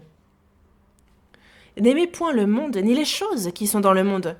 Dans Jacques, chapitre 4, verset 4, il est dit « Adultères que vous êtes, ne savez-vous pas que l'amour du monde est inimitié contre Dieu ? Celui donc qui veut être ami du monde se rend ennemi de Dieu. » Qu'est-ce qu'être ami ? C'est s'apprécier, c'est aimer, c'est bien s'entendre. Bien s'entendre avec qui ? Avec le monde, c'est profiter du monde, y prendre plaisir. Et une telle personne est dite adultère. ennemis de Dieu. Et c'est pour cela que dans Colossiens, chapitre 3, verset 5 aussi, on nous dit de la cupidité que c'est une idolâtrie. La cupidité est quelque chose, c'est de l'idolâtrie aux yeux de Dieu. Dire de sa bouche « aimer Dieu, le servir » et avoir dans son cœur des idoles cachées aux yeux de Dieu. Désormais, nous aimons le Seigneur parce qu'il nous a aimés le premier. C'est pour nous qu'il a été orné de la couronne d'épines. Il a souffert pour nous. Dans le psaume, il est bien dit « Ô Éternel, ma force, je t'aime ». Il est notre vie, il est notre espérance. Il est notre force. Ô Éternel, ma force, c'est la confession de David. Et c'est aussi la confession qu'il nous faut avoir. Dans Jean chapitre 14, verset 15, il est dit « Si vous m'aimez, gardez mes commandements ». Dans Jean chapitre 14, verset 23, il dit que si quelqu'un m'aime, il gardera ma parole et mon Père l'aimera. Nous viendrons à lui et nous ferons notre demeure chez lui.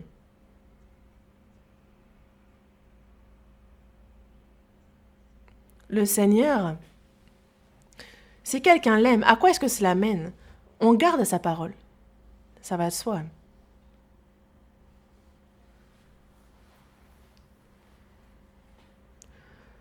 Aimer le Seigneur et garder sa parole. Alors mon Père l'aimera. Les parents aiment évidemment davantage les enfants qui obéissent. Ils aiment plus un peu le second amour.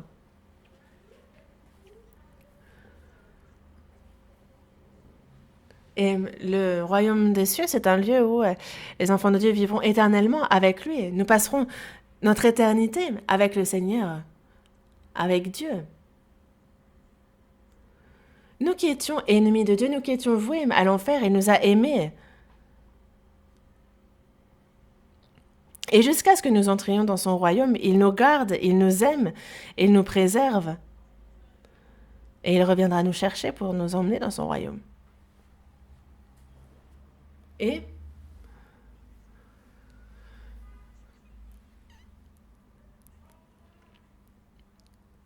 il dit que celui qui ne m'aime pas ne garde point mes paroles. Et la parole que vous entendez n'est pas de moi, mais du Père qui m'a envoyé. Celui qui ne m'aime pas ne garde point mes paroles. Évidemment. Une personne qui dit croire au Seigneur et qui témoigne d'avoir enfin reçu le salut, mais qui ne garde pas la parole du Seigneur. Alors, s'ils disent l'aimer, c'est mensonge. Ou alors c'est qu'il y a un problème, un gros problème, et donc il faut chercher où est ce problème. Est-ce que c'est qu'il n'a pas compris l'amour de Dieu? Ou alors, il a bien reçu, c'est le grand amour du Seigneur, mais comment est-ce que l'on peut avoir reçu cet amour et ne pas aimer le Seigneur en retour? Dans Galates, chapitre 2, verset 20, il est dit « Je vis dans la foi au Fils de Dieu qui m'a aimé et qui s'est livré lui-même pour moi. » Lui qui m'a aimé et qui s'est livré lui-même pour moi. Je vis dans la foi au Fils de Dieu. À quel point m'a-t-il aimé, lui qui est saint, lui qui est glorieux? Lui qui a créé les cieux, la terre, l'univers et qui dirige sa création. Il a abandonné son corps, il a été jusqu'à mourir sur la croix pour moi qui ne suis rien. Et j'y ai cru en son amour et ce n'est pas tout. Désormais, je vis dans la foi au Fils de Dieu qui m'a aimé et qui s'est livré lui-même pour moi. Je vis dans la foi, je vis dans l'amour. C'est vraiment dans cet amour-là que l'on nage, on vit une vie poussée par cet amour.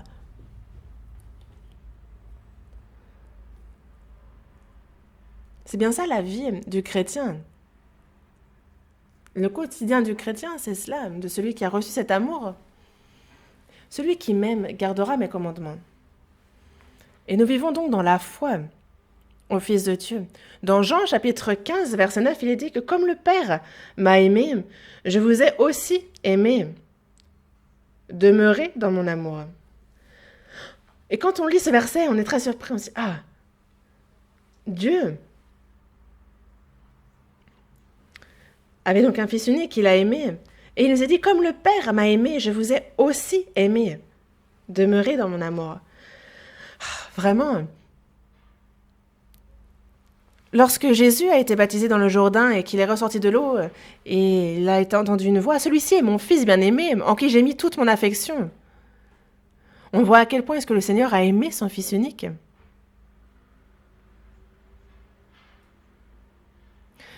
Et c'est pour nous qui étions des pécheurs, qui étions voués à l'enfer, c'est pour nous qu'il a donné son Fils unique. Comme le Père m'a aimé, je vous ai aussi aimé. Demeurez dans mon amour, et je demeurerai en vous.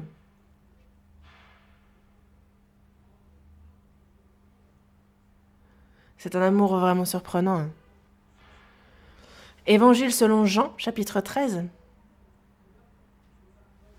verset 34. Évangile selon Jean, chapitre 13, verset 34. Je vous donne un commandement nouveau, mais aimez-vous les uns les autres comme je vous ai aimés, vous aussi aimez-vous les uns les autres. Je vous donne un commandement nouveau, aimez-vous les uns les autres. Un commandement nouveau, il y avait donc un ancien commandement, et donc les 10 commandements sont un peu les représentants des commandements de l'Ancien Testament, et si on devait les rassembler, c'est vraiment aimer son prochain comme soi-même, aimer Dieu, et son prochain comme soi-même, de tout notre être, de notre corps, de notre âme, de notre esprit. C'est quelque chose d'impossible à l'homme, car l'homme est éloigné de Dieu, il est inimitié contre Dieu, et éloigné. Et donc il ne peut aimer Dieu d'une telle manière, c'est impossible à l'homme non sauvé. Une personne qui peut aimer Dieu ainsi se donnerait même pour son voisin. Mais c'est quelque chose d'impossible à l'homme. On l'a vu en Adam. L'homme ne peut, de par sa naissance. Et c'est pour ça que Dieu nous a aimés. Moi aussi, je vous ai aimés. Comme le Père m'a aimé, je vous ai aussi aimé. Et il nous dit de nous aimer les uns les autres comme il nous a aimés. Aimez-vous les uns les autres comme je vous ai aimés. Vous aussi, aimez-vous les uns les autres. Il nous a donné un commandement nouveau à nous qui sommes sauvés. Est-ce que le peuple d'Israël a réussi à observer tous les commandements que Dieu leur avait donnés? Non. Car il n'y avait pas l'amour. Ils ont été jusqu'à rejeter Jésus envoyé par Dieu et ils ont ainsi été maudits durant plus de 2000 ans. Et nous avons reçu ce surprenant amour. Et qu'en faire? Je vous donne un commandement nouveau. Aimez-vous les uns les autres. Comme je vous ai aimé, comme le Seigneur nous a aimés. Il nous dit désormais, vous aussi aimez-vous les uns les autres. Une personne qui a reçu l'amour, désormais peut aimer comme le Seigneur a aimé. Et c'est pour cela que, dans la première épître de Pierre, chapitre 1, verset 22, il est dit « Ayant purifié vos âmes en obéissant à la vérité pour avoir un amour fraternel sincère, aimez-vous ardemment les uns les autres de tout votre cœur. » Nous avons compris l'amour, nous avons compris la vérité, notre âme a été purifiée. Et donc, désormais, ayant purifié vos âmes en obéissant à la vérité pour avoir un amour fraternel sincère. Et c'est le Saint-Esprit qui a donc versé en nous l'amour de Dieu. Et parce que nous avons reçu cet amour, que nous aimons le Seigneur en retour, nous pouvons aussi aimer les frères et sœurs. Car celui qui n'aime pas son frère qu'il voit, comment peut-il aimer Dieu qu'il ne voit pas? Quelqu'un qui n'aime pas son frère, comment peut-il dire aimer Dieu? C'est un mensonge. On ne peut aimer Dieu qu'on ne voit pas si on n'aime déjà pas le frère que l'on voit. Et ce n'est pas s'aimer les uns les autres que d'aimer ceux qui ne sont pas sauvés, c'est avoir de la peine pour eux, de la miséricorde pour eux. C'est quelque chose qui est nécessaire aussi. Un peu comme le Seigneur nous a aimés alors que nous étions encore pécheurs, lorsque nous étions encore inimitiés contre Dieu. Alors que nous aussi, quand on voit ceux qui ne sont pas sauvés, on a de la peine pour eux. Et on s'efforce afin qu'ils soient sauvés. Mais il nous faut vraiment, avec l'amour du Seigneur, aimer les frères et sœurs comme le Seigneur lui-même nous a aimés. Je vous donne un commandement nouveau. Aimez-vous les uns les autres. Comme je vous ai aimé, vous aussi aimez-vous les uns les autres. Comment faire une telle chose? Mais si on s'aime les uns les autres, à ceux-ci tous connaîtront que vous êtes mes disciples, si vous avez de l'amour les uns pour les autres. Quand on s'aime ainsi, alors les gens nous regardent et disent « Ah, ils s'aiment les uns les autres. Ah, on dirait bien des enfants de Dieu. Ah, ce sont bien des disciples du Christ. » Et alors ils complimentent. Et ils se disent « Ah, mais est-ce que je pourrais les rejoindre, en faire partie? Est-ce que moi aussi, je ne pourrais pas aimer comme eux? Est-ce que ce n'est pas quelque chose qu'ils désiraient s'ils nous voient vivre ainsi ?» Une personne qui se dit sauvée et qui hait les uns les autres, qui critique et qui n'aime pas autrui, est-ce que ça peut réellement être un disciple de Christ? Les personnes qui non sauvées qui le voient lui diraient toi et moi, il n'y a pas grande différence.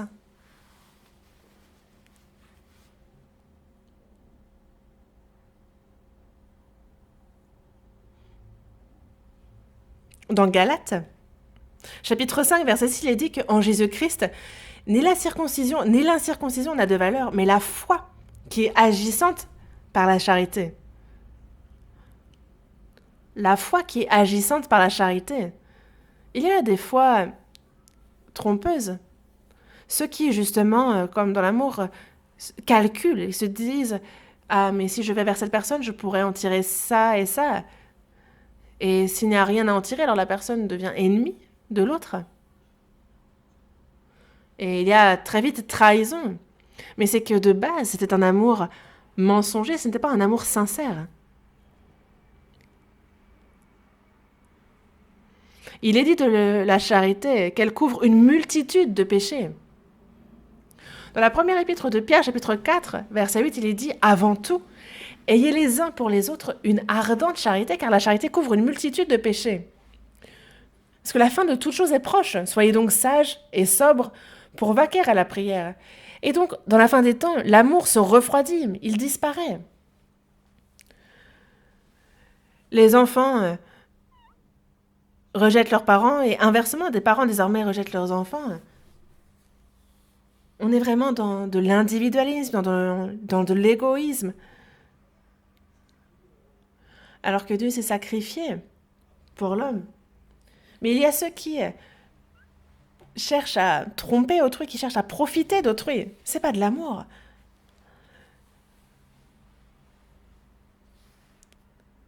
C'est bien le contraire même de l'amour. C'est pour cela que, comme Jésus nous a aimés, comme le Seigneur nous a aimés, comme Dieu nous a aimés, il nous donne ce verset, ce nouveau commandement où il faut s'aimer les uns les autres.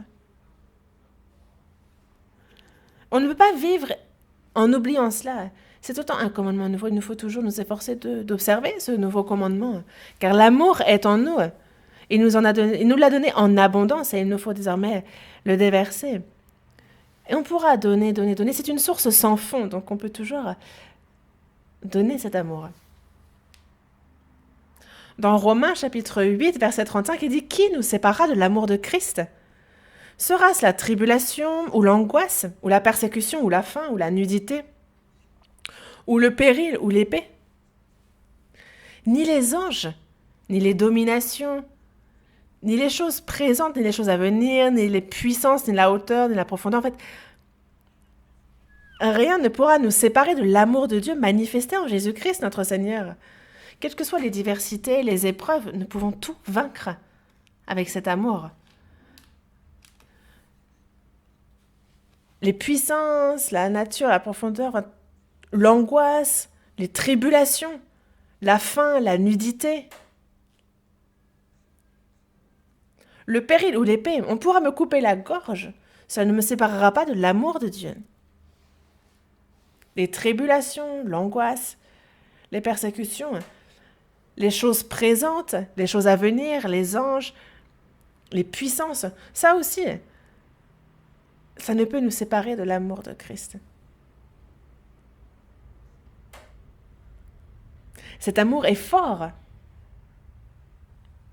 À quel point est-ce que l'amour est-il fort? Dans Cantique des Cantiques, dans le chapitre 8, verset 7, il est dit de cet amour que les grandes eaux ne peuvent éteindre l'amour.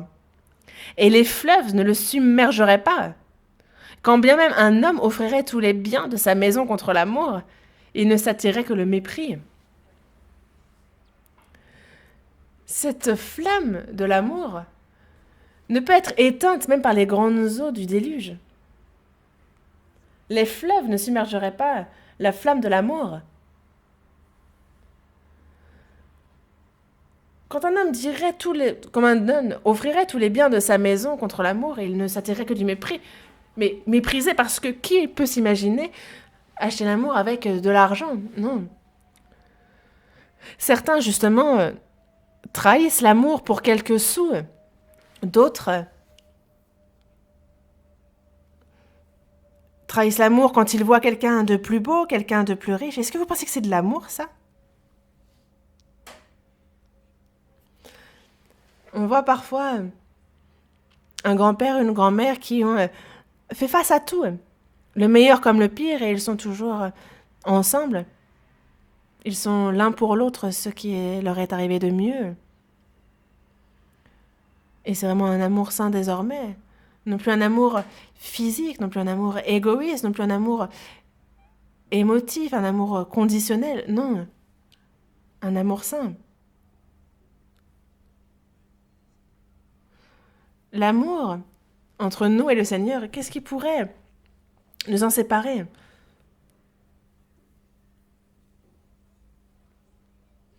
Cet amour surprenant s'est accompli en nous.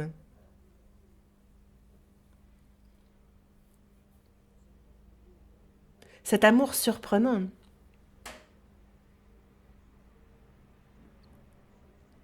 Ce grand amour du Seigneur, indescriptible, sur la croix, au calvaire. Cet amour surprenant est venu. Cet amour saint, justement, s'est accompli dans notre cœur. La flamme de l'amour ne peut être éteinte par quoi que ce soit. Et c'est d'ailleurs notre énergie, notre force motrice dans la vie de foi. Parce qu'il nous a aimés, nous l'aimons. Parce qu'il nous a aimés, nous aimons les frères et sœurs. Parce qu'il nous a aimés, nous gardons sa parole. Parce qu'il nous a aimés, nous pouvons supporter les tribulations et les épreuves. Parce qu'il nous a aimés, nous prêchons son évangile. Et nous vivons pour lui. L'amour de Christ nous presse. Cet amour en moi agit. Il y a l'œuvre. Dans la seconde épître aux Corinthiens, chapitre 5, verset 15, il est dit qu'il est mort pour tous, afin que tous ceux qui vivent ne vivent plus pour eux-mêmes, mais pour celui qui est mort et ressuscité pour eux. Seuls ceux qui ont compris cet amour peuvent aimer le Seigneur en retour. Afin que ceux qui vivent, ce sont donc les vivants ne vivent plus pour eux-mêmes, mais pour celui qui est mort et resté pour eux. Donc nous ne vivons plus pour nous-mêmes. Nous vivons désormais non plus pour nous-mêmes, mais pour celui qui est mort et resté pour nous. Comment une personne justement qui a connu cet amour-là pourrait-elle vivre pour elle? Nous ne vivons plus pour nous-mêmes et nous ne mourrons plus non plus pour nous-mêmes. Que nous vivions, que nous mourions, nous vivons, nous mourrons pour le Seigneur, nous sommes au Seigneur. Cet amour-là a complètement changé notre raison de vivre, notre système de valeurs. Ça a complètement tout bouleversé. Que ce soit les honneurs, la richesse de ce monde, cela aura beau être attirant, cela aura beau être brillant, cela n'a pas de lien avec la gloire de Dieu, alors cela n'a aucun intérêt pour nous. L'apôtre Paul l'a bien dit. Considérer tout ce qui était pour lui un gain, finalement comme de la boue, afin de gagner Christ. Le monde pourra bien me complimenter, ils pourront bien tout m'offrir. Si cela ne glorifie pas Dieu, alors je jette une telle chose. Même s'il faut pour cela que je sois pauvre, même s'il faut que je sois méprisé ou que je meure, même si je dois être insulté. Si cela me permet de glorifier Dieu, alors ça vaut bien mieux que tout ce que ce monde veut m'offrir. Pourquoi? Parce que ça permet de gagner Christ, qu'il est glorifié par moi. Parce que nous aimons le Seigneur, nous pouvons faire cela. Parce que le Seigneur nous a aimés, nous pouvons souffrir et supporter toute épreuve. Parce que le Seigneur nous aime. Lui-même il a eu la couronne d'épines, il a été cloué sur la croix, il a versé tout son sang. Et il nous a ainsi sauvés. C'est ainsi qu'il a accompli le salut. Et c'est parce qu'il nous aime que nous l'aimons et que nous pouvons entièrement nous sacrifier. Même s'il fallait que mon sang coule pour lui, même si nous versions tout notre sang, cela ne rembourserait pas le prix que lui a payé. Donc, quels que soient les efforts à fournir, quelles que soient les épreuves que l'on rencontre, ce n'est absolument pas comparable à ce que lui a souffert, au sacrifice que lui a dû faire. N'est-ce pas?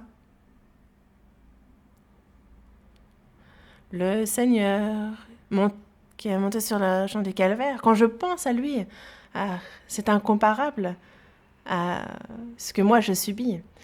C'est donc incomparable. Il a prié et le sang s'est mêlé à sa sueur, lui qui a ainsi prié pour nous. Il fut giflé par les soldats, il fut frappé sur tout son corps, à la tête. Il a porté sa croix, il s'est pourtant effondré, il a repris la marche, il a été crucifié. Lui qui a souffert des heures sur la croix.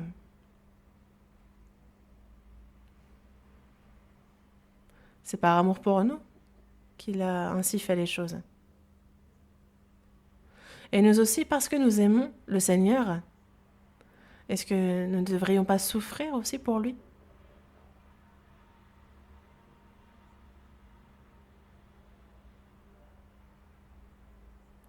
Dans la Genèse, chapitre 22, verset 12, on voit Abraham qui offre en sacrifice Isaac, son fils unique, comme en holocauste.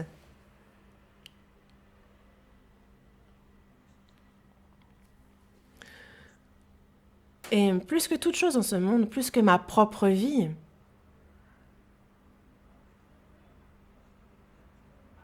plus que mon fils, ma fille, parce que j'aime le Seigneur plus que toute autre chose. C'est pour ça que je peux le faire comme Abraham l'a fait.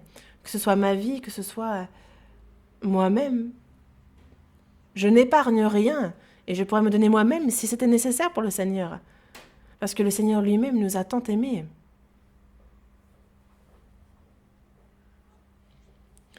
Dans le psaume 91, verset 14, dans le psaume 91, verset 14, il est dit « Puisqu'il m'aime, je le délivrerai, je le protégerai, puisqu'il connaît mon nom. Si nous aimons le Seigneur, alors il nous protège.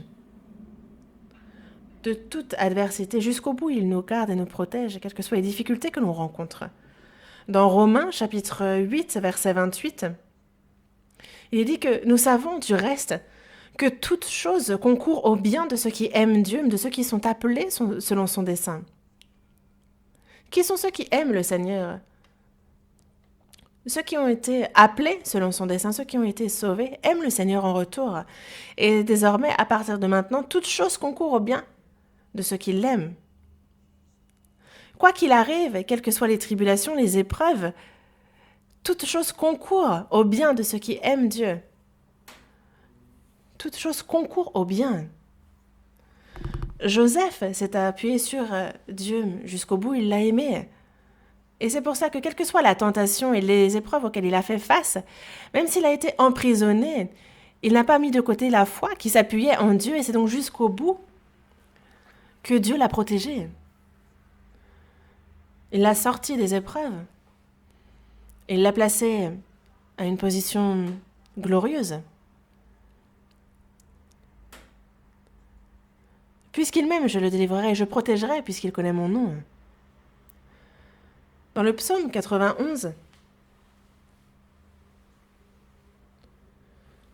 on voit justement que les tribulations, que ce n'est aucun fléau ne s'approchera de lui, qu'aucun malheur n'arrivera parce que justement, il l'aime. Si nous aimons le Seigneur, alors le Seigneur, c'est jusqu'au bout qu'il va nous protéger. Il ne nous abandonnera pas, quelles que soient les épreuves, les difficultés. Au final, cela concourt à notre bien. C'est pour cela que dans Éphésiens chapitre 6, verset 24, il dit que la grâce soit avec tous ceux qui aiment notre Seigneur Jésus-Christ d'un amour inaltérable.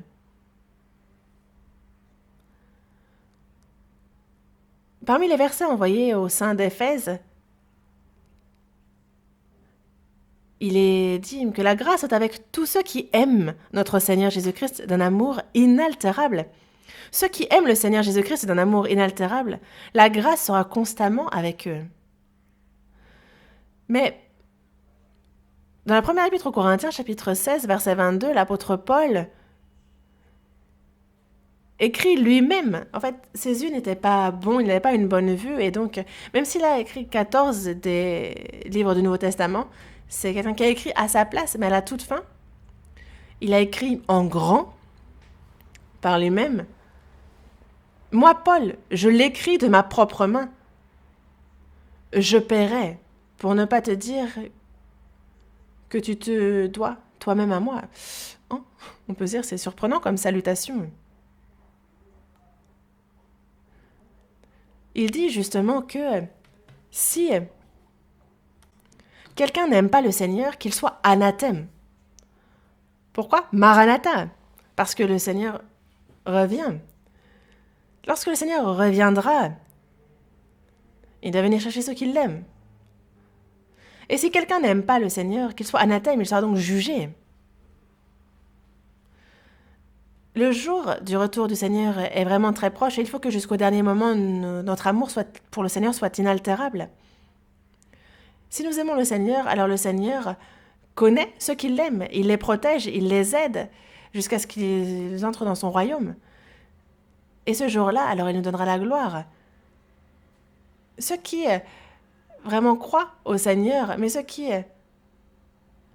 n'aiment pas le Seigneur, alors il faut se poser la question vis-à-vis de la foi, est-ce une vraie foi? Est-ce une foi reconnue par Dieu? Il faut s'interroger et s'examiner.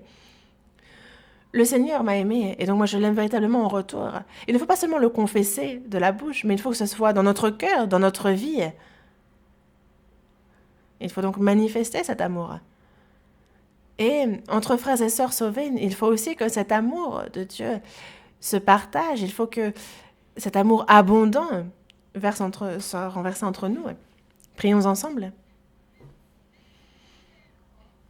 Dieu notre Père, toi qui es miséricordieux, lorsque nous étions pécheurs, lorsque nos mauvaises œuvres nous rendaient ennemis de toi, Dieu, tu nous as aimés. Le jugement et la malédiction que nous devions recevoir, c'est le Seigneur qui s'en est chargé. Et c'est par le sang précieux qu'il a versé qu'il a éternellement lavé nos péchés. Tu nous as libérés de l'emprise de Satan et nous te remercions de nous avoir sauvés, car cela n'est pas du tout dû à notre mérite. Et comment est-ce que nous pourrions exprimer tout l'amour que tu as eu pour nous? C'est seulement ton amour qui nous remplit complètement. Que par ta main puissante, par ta main de vérité, nous soyons soutenus et dirigés. Nous aimons ta parole, nous aimons obéir à toi, Seigneur. Et cet amour nous permet de surmonter toutes les difficultés, d'aimer les frères et sœurs. Et parce que tu nous as aimés, nous nous aimons les uns les autres. Parce que tu nous as aimés, nous pouvons aimer les âmes qui ne sont pas sauvées. Seigneur, manifeste cet amour, que l'on puisse témoigner de cet amour au cours du reste de notre vie, que toute notre vie puisse se confier dans ton amour et dans ta parole de vérité. Nous avons prié au nom du Seigneur Jésus. Amen.